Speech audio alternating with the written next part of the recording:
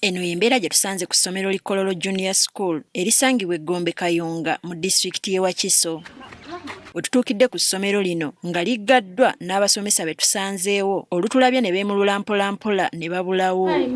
Ku ssaawa 2 ez'ekiro ekyakeesezza olwaleero omuyizi John Terry Kisekka yasangiddwa mu kisulo nga yeetuze. Nga yeewanise ku mulabba waggulu naye ng'asobose olulimi soko n'amusalayo n'agwa wansi. Kyatwewuniikiriza nnyo omwana omuto okutuuka okwetuga.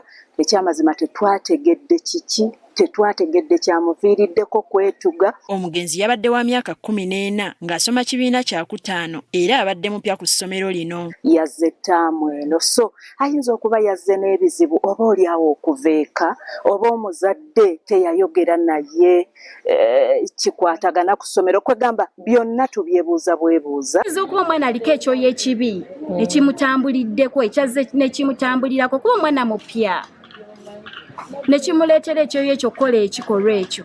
Kigambibwa nti Kisekka okwetuga yasoose kugenda ku muzikiti banne gye babadde bagenza okusiibulukukira kyokka yakomyewo yekka ne yeesogga ekisulo kino mwe yeetugidde. Ate musiraamu naye ndoza ku muzikiti n'engeri gy'agabayo kapiraawo kabadde kamusikiriza okukola ki okugenda naye n'alyako tiye n'alekayo banne ku muzikiti n'akomawo mu ddoomu. Abadde amaze okulya ssapa n'ayagala ogoberera banne ku muzikiti abasiibulukukira ku muzikiti kati ne bamugamba gwe toli musiraamu ddayo kati ye mu kumuzza n'agenda mu ddoomu mbu metroni n'amubuuza onoonya ki ddayo ku ssomero n'agamba anoonya ekitabo. Banne abalala bwe bagenza okusoma ebitabo okw'ekiro metroni akuuma abayizi bano we yakomeddewo ng'okuyingira mu kisulo amaaso yagatuusiriza ku mulambo gwa Kisekka. Nga yeewanise ku mulabba waggulu naye ng'asobose olulimi soko n'amusalayo n'agwa wansi. Kyatwewuniikiriza nnyo omwana omuto okutuuka okwetuga.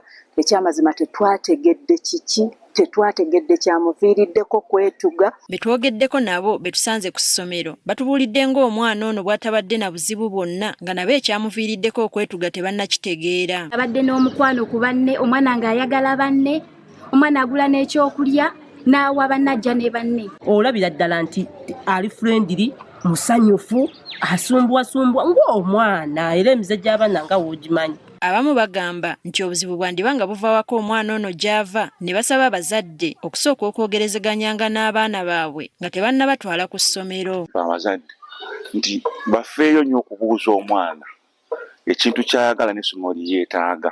Kayinza okuba kyavudde nga bamulese mu ssomero ng'ate talyetaaga. Amanyi famire zibamu n'ebizibuzibu ng'oluusi waliwo yali yeetuga mwe nga temumanyi oli yeetuga we yeetuga n'omwana nekimukola ki nekimulonda. Omwogezi wa poliisi mu Kampala n'emiriraano Rachel Kawala atubuulidde nga bwe bakutte nannyini ssomero ne metroni bagiyambeko mu kunoonyereza ku kikolwa kino. Abantu babiri okuli metroni w'essomero lino erya Kololo Junior School ne director ow'essomero lino batuyambeko mu kunoonyereza nga naye tukyanoonyereza okuzuula kiddala ekyaviiriddeko okufa kw'omwana ono. Kyokka n'akubiriza abasomesa n'abazadde bulijjo okwogera n'abaana okumanya embeera gye bayitamu. Kebejja nga naye tukubiriza amasomero, abazadde n'abakuuma abaana okugezaako nnyo okwegendereza